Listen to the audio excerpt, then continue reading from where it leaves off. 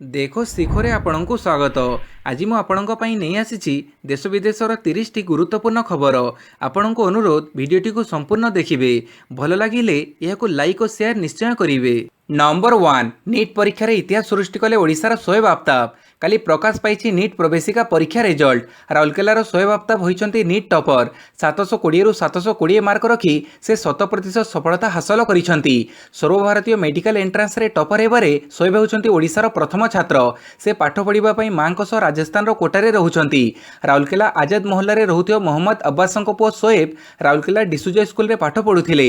डिसुजारु 10वीं परीक्षा रे उत्तीर्ण हेबा परे से राजस्थान रो कोटारे +2 अध्ययन करुथिले। एही समय शोएब एक कोचिंग सेंटर रे नाम लेखाई मेडिकल प्रवेशिका लागि प्रस्तुति आरंभ करिथिले। शोएबଙ୍କ सफलता रे राउरकेला रे खुशी रो माहौल देखिबाकू मिलिछि। नंबर 2 नवेम्बर पहिलारु एलपीजी सिलिंडर होम डिलीवरी लागि ओटीपी जरूरी। आसंता मासठरु 100टी स्मार्ट सिटी रे एलपीजी सिलिंडर होम डिलीवरी सकासे ओटीपी बा वन टाइम पासवर्ड आवश्यक हेबो। तेणु घरे रंधन गैस सिलिंडर ग्रहण करबाकू इच्छुक व्यक्ति विशेषଙ୍କୁ एथि निमंते ओटीपी देखिबाकू पड़िबो। सिलिंडर चोरी रोकिबाकू एवं प्रकृत ग्राहकों को चिन्हट करने निमंते तैल कंपनी माने डेलीवरी ऑथेंटिकेशन कोड बा डीएससी नामक यह नूतन व्यवस्था प्रचलन करुछंती बोली केतेक गणमाध्यम रिपोर्ट करिसंती। एही नूतन प्रक्रियाटी सरल। कौनसी व्यक्ति गैस सिलिंडर बुक करने समय रजिस्टर्ड मोबाइल नंबर को कोड टी आसीबो। डेलीवरी समय एलपीजी सिलिंडर ग्रहण करने लगी ग्राहकों को उक्त कोड देखा पड़िबो। भूल व्यक्ति को सिलिंडर डेलीवरी कर जाई नाही बोली यह सुनिश्चित करिबो। नंबर 3 एसी आमदानी उपरे बैन लगेले सरकार। घरोई उत्पादन और घरोई कंपनी गुड़िकर व्यवसाय वृद्धि करने पाई भारत सरकार पुणी एक बड़ निष्पत्ति नहीं। पूर्वर विदेशरू टीवी और टायर आमदानी उपरे रोक लगे भारत सरकार एबे एसी आमदानी उपरे बैन लगे। डीजीएफटी पक्षर जारी विज्ञप्ति रे कहुଯାଇଛି जे समस्त प्रकार एसी आमदानी उपरे भारत सरकार रोक लगे। यार अर्थ विदेशरू गैस किंबा रेफ्रिजरेंट भर्ती करी एसी गुड़िक भारत को आसीपार नहीं। भारत में ही सबू जिनिसर उत्पादन हेबो। भारत में चलुवा एसी गुड़िकर सामग्री साधारणतः विदेशरू आमदानी होता है। नंबर 4 उच्छेद निर्माण भंगा संपत्ति नीलाम उपरे अंकुश लगेले हाईकोर्ट। निर्माण उच्छेद संपत्ति नीलाम उपरे पूर्वरु जारी कर जायथिबा अंकुश नवेम्बर 25 तारिख पर्यंत बलवत्तर रहिबो। एथिसहित पूर्वरु जारी कर जायथिबा समस्त अंतरीण निर्देश बा सुरक्षा जामिन अवधि नवेम्बर 25 तारिख पर्यंत बलवत्तर रहिबो। महामारी जोगु देखा देइथिबा स्थिति रे आईनजीवी विजय कुमार रगड़ଙ୍କ पक्षरु रुजु जनस्वार्थ मामलार शुणाणी करी 2020 मे 5 रे हाईकोर्ट जो राय प्रदान करिथिले ताहाकु नवेम्बर 25 तारिख पर्यंत बलवत्तर रखा जायछि। एही मामलार परवर्ती शुणाणी नवेम्बर 25 को धार्य कर जायछि। पाणीपाग सूचना 19 रे बंगोपसागर रे लघुचाप प्रबल वर्षा आशंका। बंगोपसागर केन्द्रीय उपकूल रे एक लघुचाप दाना बांधुछि। आगामी 24 घंटा मध्य यह लघुचापटी स्पष्ट चिन्हित हेबा सह अधिक घनीभूत हेबो एवं यार गतिपथ संपर्क में स्पष्ट सूचना मिलिबो बोली पाणीपाग विज्ञान केन्द्र पक्षरु कहुଯାଇଛି। तेबे एही लघुचाप प्रभाव रे तमाम राज्य रे आसंता 18 तारिख रु 21 तारिख पर्यंत प्रबल अति प्रबल वर्षा जारी रहिबो बोली पाणीपाग केन्द्र सतर्क करि दैछि। यार प्रभाव रे 18 तारिख रे दक्षिण उपकूल दक्षिण अभ्यंतर उत्तर उपकूल एवं उत्तर अभ्यंतरीण ओडिशा रे हालुकारू मध्यम वर्षा किंबा वज्रपात हेबार संभावना अधिक रही। एही समय मध्य बालेश्वर भद्रक कटक जगतसिंहपुर जाजपुर केन्द्रापड़ा गजपति गंजाम खोर्धा पुरी नयगढ़ जिले में प्रबल वर्षा सह वज्रपातर आशंका रही जिलागुड़िक येलो वार्निंग जारी कर जायछि। नंबर 6 राज्य में पुणी 2138 पॉजिटिव चिन्हट। गत किछि दिन हेब राज्य में कोविड आक्रांतों संख्या सामान्य ह्रास घटुछि। गत 24 घंटा मध्य राज्य में 2138 पॉजिटिव चिन्हट होइछन्ति। काली अनुगुड़ 151 बालेश्वर 57 बरगढ़ 73 भद्रक 47 बलांगीर 79 बौद्ध 21 कटक 156 देवगढ़ 9 ढेंकानाल 38 गजपति 8 गंजाम 18 जगतसिंहपुर 66 जाजपुर 71 झारसुगुड़ा 55 कड़ाहांडी 51 कंधमाल 24 केन्द्रापड़ा 72 केन्दुझर 46 खोर्धारू 361 कोरापुट 38 मालकानगिरी 55 मयूरभंज 119 नवरंगपुर 21 नयगढ़ 31 नुआपड़ा 41 पुरी 73 रायगढ़ 25 संबलपुर 53 सोनपुर 80 सुंदरगढ़ 137 आक्रांत चिन्हट होइछन्ति। एणे महामारी रे पुणी 15 जनकर मृत्यु घटिछि। या फଳରେ राज्य रे मृत्यु संख्या 1104 रे पहुंचिछि। नंबर 7 उपनिर्वाचन पई सरिला प्रार्थीपत्र दाखल। बालेश्वर सदर तीर्तोल उपनिर्वाचन पई राजनीति सरगरम होइथा बेले प्रचार मध्य जमुछि। आउ एहारि भितर सांबादिक सम्मेलन में निर्वाचन नहीं विस्तृत तथ्य रखिंट मुख्य निर्वाचन अधिकारी सुशील कुमार लोहानी। मुख्य निर्वाचन अधिकारी सूचना अनुଯାयी काली प्रार्थीपत्र दाखलर शेष दिन थिला। तेबे तीर्थर में मोट 8 जन प्रार्थी सेमानकर प्रार्थीपत्र दाखल करिसेंती। सेहीपरि बालेश्वर सदर रे 9 जन प्रार्थी निजर प्रार्थीपत्र दाखल करिसेंती। आज प्रार्थीपत्र जांच कराजिबो। नंबर 8 एनटीए नीट 2020 रो परीक्षाफल प्रकाशित। नेशनल टेस्टिंग एजेंसी पक्षरु एनटीए नीट 2020 रो फलाफल प्रकाश पाइछि। एथिरे उभय सेप्टेम्बर 13 और अक्टोबर 14 रे होइतिबा परीक्षार फलाफल अंतर्भुक्त रहिछि। एही परीक्षाफल एनटीए वेबसाइट nta.nic.in और mcc.nic.in रे उपलब्ध हेउछि। वेबसाइट रे प्रार्थी मानकर स्कोर रैंक और परीक्षा प्रश्न गुड़िकर उत्तर प्रकाशित होइछि। एही परीक्षा रे जो प्रार्थी माने 50% नंबर रखिबे सेमाने उत्तीर्ण हेले बोली धरा जिवो। किंतु मेडिकल और डेंटल कॉलेज गुड़िकर सीट पई मेरिट भित्तिक काउंसेलिंग हेबो। सारा देश में 80,055 एमबीबीएस सीट और 26,949 बीडीएस सीट उपलब्ध रही। यह छड़ा एम्स 1205 सीट, जिपमर 200 सीट, 525 भेटनारी सीट और 52,720 आयुष सीट मध्य परीक्षा माध्यम पूरण करा जाउछि। नंबर 9 झील मानक लागि सर्वनिम्न विवाह बयस संशोधन करिवे केंद्र सरकार। झील मानक लागि आईन सम्मत सर्वनिम्न विवाह बयस संशोधन करने केंद्र सरकार निष्पत्ति ग्रहण करिवे बोली शुक्रवार दिन प्रधानमंत्री मोदी कहिसंती। बयस धार्य निमंते गठित कमिटी ठारू रिपोर्ट मिलिबा परे पदक्षेप ग्रहण कराजिबो बोली से सूचना दैछंती। प्रधानमंत्री कहिसंती जे गत 6 वर्ष रे सरकारक केतेगुडी उद्यम कारणरू देश रे प्रथम करी शिक्षा क्षेत्र रे पुओंक ठारू झियंकर एडमिशन अनुपात अधिक होईछि। काली खाद्य कृषि संगठनर 75तम वार्षिक अवसर रे एक 75 टंकिया स्मारकी मुद्रा उन्मोचन करी वीडियो कॉन्फ्रेंसिंग माध्यम रे प्रधानमंत्री उपरोक्त मंतव्य दैछंती। सूचना थाउ कि संप्रति झिय मानकर सर्वनिम्न आईन सम्मत विवाह बयस 18 और पुओ मानकर 21 वर्ष रही। नंबर 10 फ्लिपकार्ट और अमेजन को झटका, नोटिस पठेले केंद्र सरकार। फ्लिपकार्ट और अमेजन बड़ी ई कॉमर्स संस्था पार्वण ऋतु रे जोरदार ऑफर देउछंती। यूजर्स एही सबु ई कॉमर्स साइट रु शॉपिंग मध्य करूछंती। भलो व्यापार चलिथिया बेले फ्लिपकार्ट और अमेजन को केंद्र सरकार पठैछंती नोटिस। एमानको द्वारा बिक्री होतो बहु खास जिनिस उपरे कंट्री ऑफ ओरिजिन रहुनथिबा नै अभियोग होईछि। एही दुई कंपनी को खाउटी कल्याण मंत्रालय पक्षरु मिलिथिबा नोटिस रे लेखा जाईछि।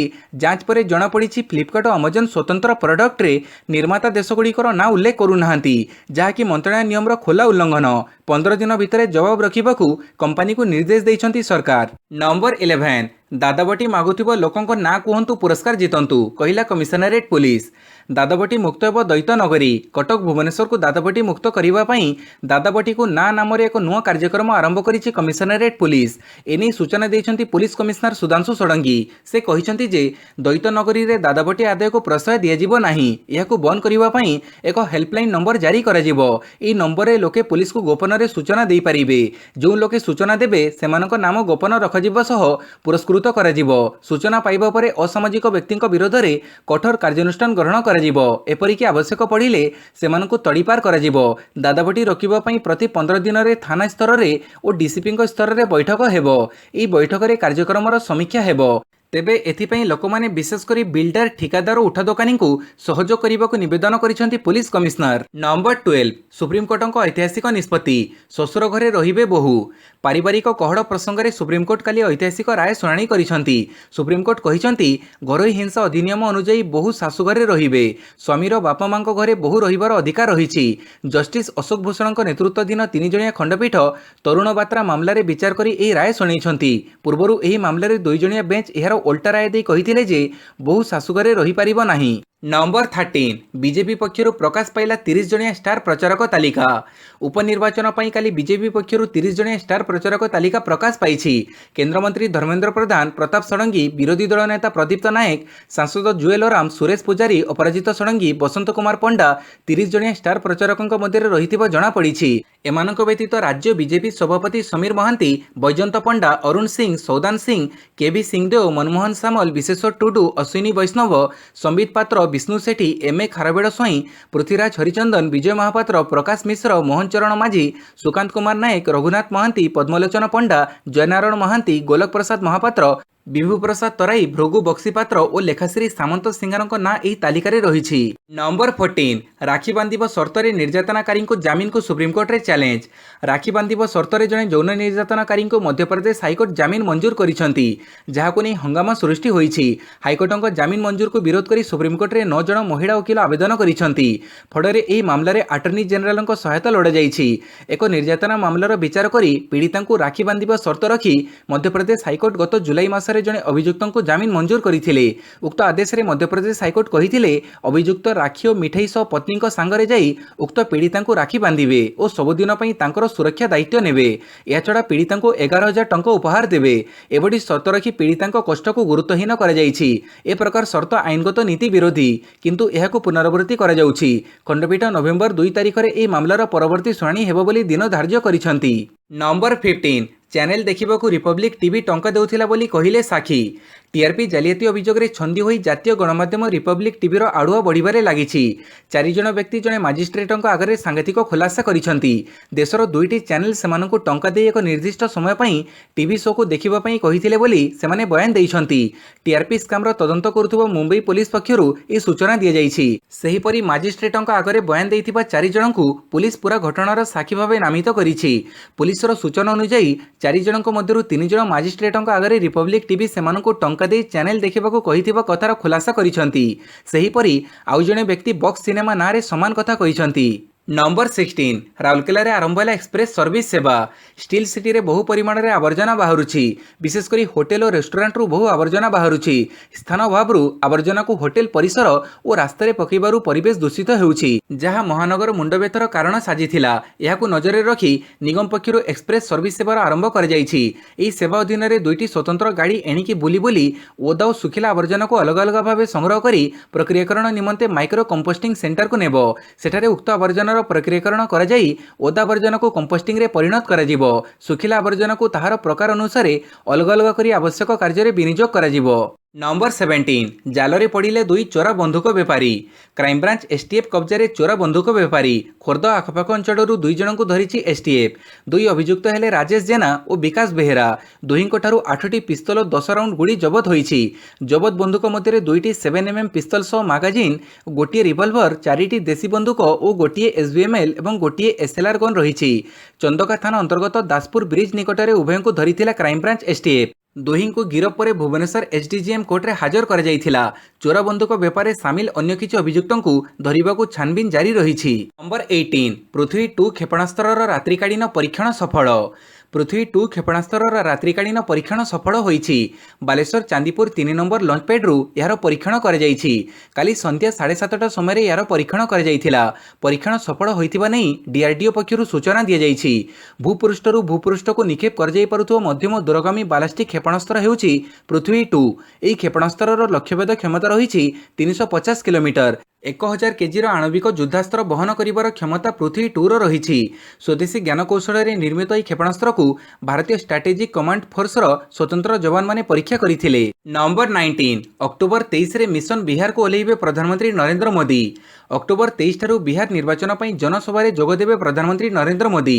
ପ୍ରଧାନମନ୍ତ୍ରୀଙ୍କର ଏହି 12 ଦିନିଆ କାର୍ଯ୍ୟକ୍ରମରେ 12ଟି ରାଲି ହେବ, ଯେଉଁଠାରେ ଜନସଭାକୁ ସମ୍ବୋଧିତ କରିବେ ପ୍ରଧାନମନ୍ତ୍ରୀ। ସବୁଠାରୁ ବଡ଼ କଥା ହେଲା ଏହି 12ଟି ଯାକ ଜନସଭାରେ ପ୍ରଧାନମନ୍ତ୍ରୀ ମୋଦିଙ୍କ ସହିତ ବିହାର ମୁଖ୍ୟମନ୍ତ୍ରୀ ତଥା ଜେଡିୟୁ ମୁଖ୍ୟ ନୀତିଶ କୁମାର ଯୋଗ ଦେବେ ବୋଲି ସୂଚନା ମିଳିଛି। ପ୍ରଧାନମନ୍ତ୍ରୀ ନରେନ୍ଦ୍ର ମୋଦି ଅକ୍ଟୋବର 23ରେ ପ୍ରଥମ ରାଲି କରିବା ସହ ସାସାରାମ, ଗୟା ଓ ଭଗଲପୁରରେ ଜନସଭାକୁ ଉଦ୍ବୋଧନ ଦେବେ। ନମ୍ବର 20 30 ଜଣିଆ ଷ୍ଟାର ପ୍ରଚାରକ ତାଲିକା ପ୍ରକାଶ କଲା କଂଗ୍ରେସ। ଉପନିର୍ବାଚନ ପାଇଁ 30 ଜଣିଆ ଷ୍ଟାର ପ୍ରଚାରକ ତାଲିକା ପ୍ରକାଶ କଲା କଂଗ୍ରେସ। ତାଲିକାରେ ରାଜ୍ୟ ପ୍ରଭାରୀ ଏ ଚେଲା କୁମାର, ପିସିସି ସଭାପତି ନିରଞ୍ଜନଙ୍କ ସମେତ ଜଟଣୀ ବିଧାୟକ ସୁର ରାଉତରାୟ ବି ସାମିଲ ଅଛନ୍ତି। ଏହି ତାଲିକାରେ ଜିତେନ୍ଦ୍ର ସିଂ, ଭକ୍ତ ଦାସ, ନରସିଂହ ମିଶ୍ର, ଚିରଞ୍ଜୀବ ବିଶ୍ୱାଳ, ପ୍ରଦୀପ ମାଝୀ, ଶରତ ରାଉତ, ରାମଚନ୍ଦ୍ର ଖୁଣ୍ଟିଆ, ଶରତ ପଟ୍ଟନାୟକ ଓ କୋରାପୁଟ ସାଂସଦ ସପ୍ତଗିରି ଓଲାକଙ୍କ ନାଁ ରହିଛି। କଂଗ୍ରେସର ଷ୍ଟାର ପ୍ରଚାରକ ତାଲିକାରେ ପ୍ରସାଦ ହରିଚନ୍ଦନ, ତାରା ବାହିନୀପତି, ରଞ୍ଜୀବ ବିଶ୍ୱାଳ, ମହମ୍ମଦ ମକିମ, ଗଣେଶ୍ୱର ବେହେରା, ସନ୍ତୋଷ ସିଂ ସାଲୁଜାଙ୍କ ବି ନାଁ ରହିଛି। ଅନ୍ୟପଟେ ବିଜେଡି ମଧ୍ୟ ସେମାନଙ୍କର ଷ୍ଟାର ପ୍ରଚାରକ ତାଲିକା ପ୍ରକାଶ କରିଥିଲେ। ବିଜେଡି ତାଲିକାରେ ମୁଖ୍ୟମନ୍ତ୍ରୀ ନବୀନ ପଟ୍ଟନାୟକ, ପ୍ରଣବ ପ୍ରକାଶ ଦାସ, ଅନନ୍ତ ଦାସ, ସୌମ୍ୟ ପଟ୍ଟନାୟକ, ଦେବୀ ମିଶ୍ର, ପ୍ରମିଳା ମଲ୍ଲିକ, ସଞ୍ଜୟ ଦାସବର୍ମା ରହିଛନ୍ତି। ନମ୍ବର 21 ରାଜ୍ୟମାନଙ୍କୁ 2,16,000 କୋଟିର ଜିଏସଟି କ୍ଷତିପୂରଣ ଦେବ କେନ୍ଦ୍ର। ଜିଏସଟି କ୍ଷତିପୂରଣକୁ ନେଇ କେନ୍ଦ୍ର ସରକାର ଓ ରାଜ୍ୟମାନଙ୍କ ମଧ୍ୟରେ ଦେଖାଦେଇଥିବା ଅଚଳାବସ୍ଥାର ସମାଧାନ ହେବାର ଆଶା ସୃଷ୍ଟି ହୋଇଛି। ରାଜ୍ୟମାନଙ୍କୁ ନିଃସର୍ତ୍ତ ଭାବେ 2,16,000 କୋଟିର ପାଣ୍ଠି ଯୋଗାଇ ଦେବାକୁ କେନ୍ଦ୍ର ଅର୍ଥମନ୍ତ୍ରୀ ନିର୍ମଳା ସୀତାରମଣ ଘୋଷଣା କରିଛନ୍ତି। ଏନେଇ ସେ ରାଜ୍ୟ ସରକାରମାନଙ୍କୁ ପତ୍ର ଲେଖି ଆଶ୍ୱାସନା ଜଣାଇଛନ୍ତି। ଗୁରୁବାର ଦିନ ଅର୍ଥ ମନ୍ତ୍ରଣାଳୟ କହିଥିଲା ଯେ ରାଜ୍ୟମାନଙ୍କର କମ୍ ଜିଏସ୍ଟି ଆଦାୟ ଜନିତ କ୍ଷତିର ଭରଣା ପାଇଁ କେନ୍ଦ୍ର ସରକାର 1.1 ଲକ୍ଷ କୋଟିର ଋଣ କରିବେ। ନମ୍ବର 22 ଡିଜିଟାଲ ମିଡିଆ ପାଇଁ କେନ୍ଦ୍ର ସରକାରଙ୍କ ବଡ଼ ଘୋଷଣା। କେନ୍ଦ୍ର ସରକାର ଆଗାମୀ ଦିନରେ ଡିଜିଟାଲ ଜର୍ଣ୍ଣାଲିଜିମକୁ ପ୍ରୋତ୍ସାହନ ଦେବେ। ଶୁକ୍ରବାର କେନ୍ଦ୍ର ସରକାରଙ୍କ ସୂଚନା ଓ ଲୋକସମ୍ପର୍କ ବିଭାଗ ଏହି ସୂଚନା ଦେଇଛି। ଆଗାମୀ ଦିନରେ ପ୍ରେସ୍ ଇନଫରମେସନ ବ୍ୟୁରୋ କାର୍ଡ ମଧ୍ୟ ଡିଜିଟାଲ ଜର୍ଣ୍ଣାଲିଜିମକୁ ପ୍ରୋତ୍ସାହନ ଯୋଗାଇ ଦିଆଯିବ ବୋଲି ମନ୍ତ୍ରଣାଳୟ ତରଫରୁ କୁହାଯାଇଛି। ଏମିତିକି ଆଗାମୀ ଦିନରେ ସରକାରୀ ସାମ୍ବାଦିକ ସମ୍ମିଳନୀକୁ ସରକାରୀ ଭାବରେ ଆମନ୍ତ୍ରଣ ପାଇଁ ଅନୁମତି ମିଳିବା ସହିତ ପ୍ରଶ୍ନ ପଚାରିବା ପାଇଁ ସୁଯୋଗ ମିଳିବ ବୋଲି ସରକାରଙ୍କ ତରଫରୁ କୁହାଯାଇଛି। ଅର୍ଥାତ୍ ଇଲେକ୍ଟ୍ରୋନିକ୍ସ ମିଡିଆ ଖବରକାଗଜ ଭଳି ସମସ୍ତ ସୁଯୋଗ ଡିଜିଟାଲ ମିଡିଆକୁ ମିଳିବ ବୋଲି ସରକାର କହିଛନ୍ତି। ନମ୍ବର 23 ପ୍ରଦୂଷଣକୁ ନେଇ ଗମ୍ଭୀର ହେଲେ ସୁପ୍ରିମକୋର୍ଟ, ଗଠନ କଲେ କମିଟି। ଉତ୍ତର ଭାରତରେ ନଡ଼ପୋଡ଼ି ଚିନ୍ତାର ବିଷୟ ପାଲଟିଛି। ଦିଲ୍ଲୀ ଏନସିଆରରେ ବଢ଼ୁଥିବା ପ୍ରଦୂଷଣ ଏବେ ସବୁଠୁ ବଡ଼ ଚ୍ୟାଲେଞ୍ଜ ପାଲଟିଛି। ପଞ୍ଜାବ ଏବଂ ହରିୟାଣାରେ ନଡ଼ା ପଡ଼ିବାରୁ ଏହାର ପ୍ରଭାବ ରାଜଧାନୀ ଦିଲ୍ଲୀରେ ପଡ଼ୁଛି। ଏବେ ସୁପ୍ରିମକୋର୍ଟ ଏହି ମାମଲାକୁ ଗୁରୁତର ସହ ନେଇ ଏକ କମିଟି ଗଠନ କରିଛନ୍ତି। ଏଥିପାଇଁ ସୁପ୍ରିମକୋର୍ଟ ପୂର୍ବତନ ବିଚାରପତି ଜଷ୍ଟିସ ମଦନ ଲୋକୁରଙ୍କୁ ନିୟୋଜିତ କରିଛନ୍ତି।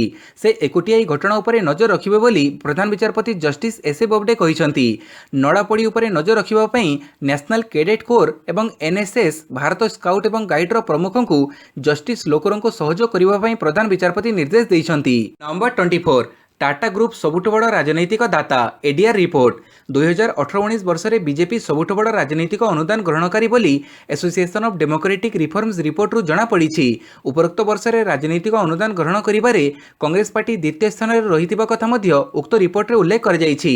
ଏଡିଆର୍ ରିପୋର୍ଟ ଅନୁସାରେ ବିଜେପି 698 କୋଟି ଟଙ୍କା ଅନୁଦାନ ପାଇଥିବା ବେଳେ କଂଗ୍ରେସ ପାଇଛି 122.5 କୋଟି ଟଙ୍କା।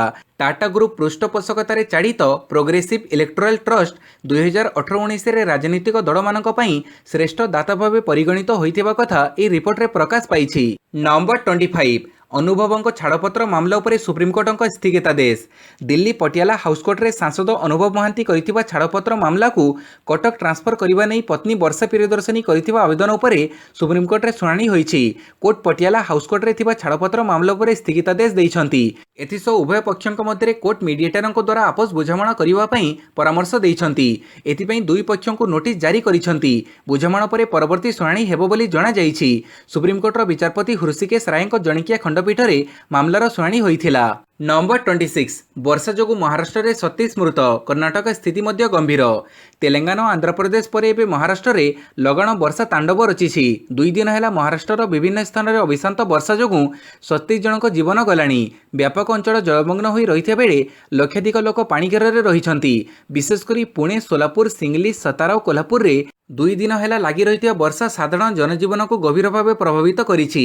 ଅଧିକାରୀଙ୍କ କହିବା କଥା ବର୍ତ୍ତମାନ ସୁଦ୍ଧା ବର୍ଷାଜନିତ ଅଘଟଣରେ ପୁଣେ, ସୋଲାପୁର ଓ ସିଙ୍ଗଲିରେ 37 ଜଣଙ୍କର ଜୀବନ ଯାଇଛି। ଏହି 3ଟି ଜିଲ୍ଲାର ତଳିଆ ଅଞ୍ଚଳରେ ରହୁଥିବା ଲୋକଙ୍କୁ ସୁରକ୍ଷିତ ସ୍ଥାନକୁ ନିଆଯାଇଛି। ନମ୍ବର 27 ଦେଶରେ ପୁଣି 63,371 କୋଭିଡ୍ ସଂକ୍ରମିତ ଚିହ୍ନଟ।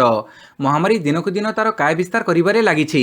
ଗତ 24 ଘଣ୍ଟା ମଧ୍ୟରେ ଦେଶରେ ପୁଣି ନୂଆ 63,371 ସଂକ୍ରମିତ ଚିହ୍ନଟ ହେବା ଫଳରେ ସମୁଦାୟ ଆକ୍ରାନ୍ତଙ୍କ ସଂଖ୍ୟା 73,70,468ରେ ପହଞ୍ଚିଛି। ଗତ 24 ଘଣ୍ଟା ମଧ୍ୟରେ ନୂଆ 895 ଜଣଙ୍କର ମୃତ୍ୟୁକୁ ମିଶାଇ ଦେଶରେ ମହାମାରୀ ଜନିତ ମୃତ୍ୟୁ ସଂଖ୍ୟା 11,02,161 ଛୁଇଁଛି। ଏବେ ବି ଦେଶରେ ସକ୍ରିୟ ସଂକ୍ରମିତ ଅଛନ୍ତି 8,04,528 ଜଣ। ଏଯାବତ୍ ସୁସ୍ଥ ହୋଇସାରିଲେଣି 64,53,789 ଜଣ। ଗତକାଲି 10,28,622 କୋଭିଡ୍ ନମୁନା ପରୀକ୍ଷା ହୋଇଛି। ନମ୍ବର 28 ବିହାର ମୁଖ୍ୟମନ୍ତ୍ରୀ ନୀତିଶ କୁମାରଙ୍କୁ ଚିରାଗ ପାଶୱାନଙ୍କ ଚ୍ୟାଲେଞ୍ଜ। ଲୋକ ଜନଶକ୍ତି ପାର୍ଟିର ମୁଖ୍ୟ ଚିରାଗ ପାଶୱାନ ଗୁରୁବାର ବିହାର ବିଧାନସଭା ନିର୍ବାଚନରେ ପ୍ରତିଦ୍ୱନ୍ଦ୍ୱିତା କରିବାକୁ ମୁଖ୍ୟମନ୍ତ୍ରୀ ନୀତିଶ କୁମାରଙ୍କୁ ଚ୍ୟାଲେଞ୍ଜ କରିଛନ୍ତି। ସେ କହିଛନ୍ତି ରାଜ୍ୟର ଲୋକମାନଙ୍କ ସହ ମୁଖ୍ୟମନ୍ତ୍ରୀଙ୍କର କୌଣସି ସିଧାସଳଖ ଯୋଗାଯୋଗ ନାହିଁ। ଆସନ୍ତା 2020 ନିର୍ବାଚନରେ ନୀତିଶ କୁମାର ନିଜେ ନିର୍ବାଚନ ଲଢ଼ନ୍ତୁ ବୋଲି ଚିରାଗ କହିଛନ୍ତି। ଚିରାଗ ଗଣମାଧ୍ୟମରେ ନିଜର ବୟାନ ଦେଇ କହିଛନ୍ତି, ମୋ ବାପା ଲୋକସଭା ନିର୍ବାଚନରେ 9 ଥର ଜିତିଥିଲେ। ଲୋକମାନେ ସମ୍ମୁଖୀନ ହେଉଥିବା ସମସ୍ୟା ବିଷୟରେ ଜାଣିବା ପାଇଁ ନୀତିଶ କୁମାର ବିହାର ବିଧାନସଭା ନିର୍ବାଚନ 2020ରେ ପ୍ରତିଦ୍ୱନ୍ଦ୍ୱିତା କରିବା ଉଚିତ। ନୀତିଶ କୁମାରଙ୍କ ରାଜ୍ୟ ଲୋକଙ୍କ ସହ ସିଧାସଳଖ କୌଣସି ଯୋଗାଯୋଗ ନାହିଁ। नंबर 29 केन्द्रमंत्री पीयूष गोयल अस्त्रोपचार। केन्द्रमंत्री पीयूष गोयल अस्त्रोपचार किडनी रे स्टोन होइतिबारु तांकर अस्त्रोपचार हेबो बोली से जणैछंती। बीजेपी नेता शुक्रवार एक ट्वीट जरिया ए घोषणा करिसंती। गत शुक्रवार दिन केन्द्र रेलमंत्री पीयूष गोयल को खाउटी व्यापार खाद्य और सर्वसाधारण बंटन मंत्रालय दायित्व दिया जाइथिला। नंबर 30 आईपीएल 2020 मुंबईर विजय अभियान जारी। कोलकाता नाइट राइडर्स और मुंबई इंडियंस मध्य खेला जाइतिबा हाई वोल्टेज मुकाबला रे मुंबई 8 विकेट रे विजय लाभ करिछि। केकेआर तरफ धार्य 149 रन विजय लक्ष्य को मुंबई सहजरे हासिल करि नैथिला। टॉस जीति प्रथम बैटिंग करने को निष्पत्ति नैथिबा कोलकाता नाइट राइडर्स आरंभ निराशजनक थिला। कोलकाता निर्धारित ओवर रे 5 विकेट हरई 148 रन स्कोर करिबारे सक्षम होइथिला। तेबे 149 रन पीछा करुथिबा मुंबई मात्र 2 विकेट हरई टार्गेट हासिल करि नैथिला। भिडियोटी को संपूर्ण देखिथिबारु बहुत बहुत धन्यवाद।